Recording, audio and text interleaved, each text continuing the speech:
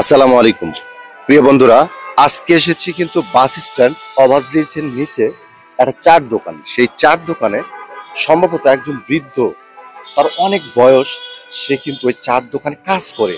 তো প্রিয় বন্ধুরা, আমরা চা খাচ্ছিলাম, সেই সময় কিন্তু গল্প শুনছিলাম যে আসলে সেই ব্যক্তি কিন্তু সারাদিনে কত টাকা পায়। তা আসলে সে কিন্তু অনেক বৃদ্ধ, আমরা তার সাথে কথা বলবো, আপনাদের বিস্তারিত জানাবো। প্রিয় বন্ধুরা, আমরা কিন্তু তার কাছে আসছি, আমরা অলরেডি কিন্তু চলে আসছি।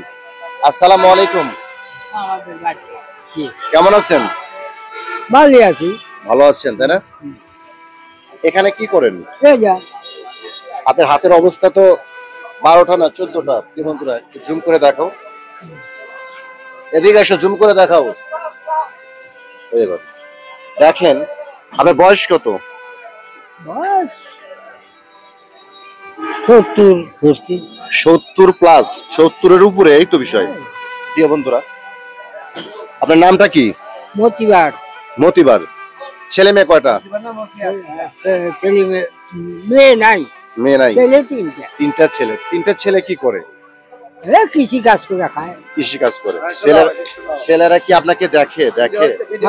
ছেলেরা আপনাকে দেখে না, দেখে না।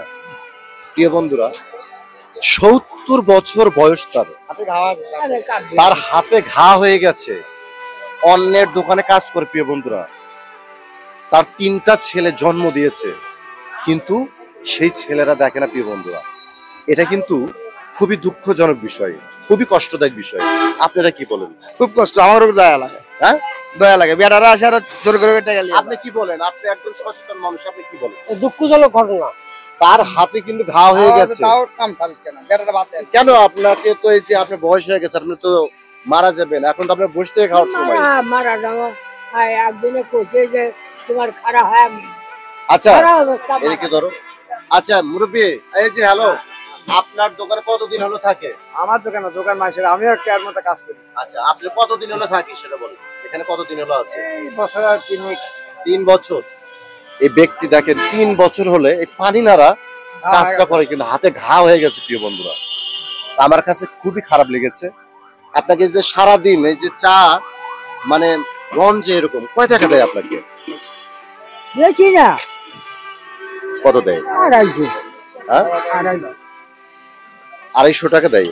হ্যাঁ, আপনার বেতন কত? 800 টাকা। হ্যাঁ, 500। এটা একটু বড় পদে আছে তাই না? যাই হোক, আপনাকে দেখে আমি এখানে যে চা খেলাম, চা খেয়ে আপনাকে দেখে মায়া লাগছে আমার।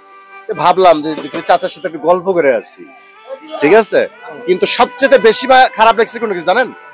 সবচেয়ে বেশি খারাপ লাগার বিষয়টা হলো আপনার হাতে দেখে, প্রিয় বন্ধুরা দেখেন, ঘা হয়ে গেছে।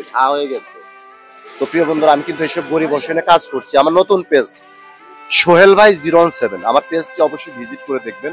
তো যাই হোক, কাকার সাথে যখন গল্প করতেছি, কাকার আজকে যে একদিনের বেতন পাই, আমি সেটা তাকে খুশি করে দিয়ে দেবো। কি করেন আপনারা? হ্যাঁ, একদিনের বেতন যে পায় কত, 250 টাকা পান, সেটা আমরা খুশি করে দিয়ে দেবো কাকাকে। ভালো লাগছে কাকাকে আমার। তো প্রিয় বন্ধুরা, আমরা কিন্তু তাকে পে করছি। আপনি এদিকে আসেন, ব্যস্ত হেন না, ওই যে এদিকে আসেন। আপনার হাতে অবশ্যই ঘা হয়ে গেছে কিন্তু, বুঝছেন? কয় টাকা দেখেন তো, এটা ভালো করে বলবেন। 50 টাকা। 50 টাকা। মুরব্বী কিন্তু 70 বছর বয়স তার, সে কিন্তু টাকা চিনছে, নতুন টাকা। হ্যাঁ, এটা কিন্তু অবাক করার বিষয়।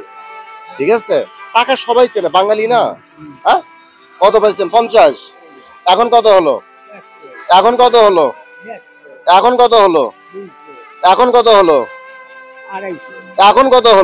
300। আপনি দিতে চাইছিলাম হচ্ছে আপনার যে আজকে একদিনের বেতন, সেখান থেকে আমি আরো খুশি করে আপনাকে 50 টাকা বেশি দিচ্ছি।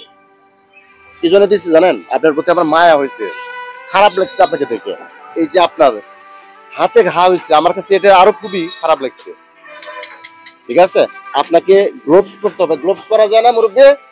গ্লোভস করে কাজ করা যায় না? হ্যাঁ, করা যাবে?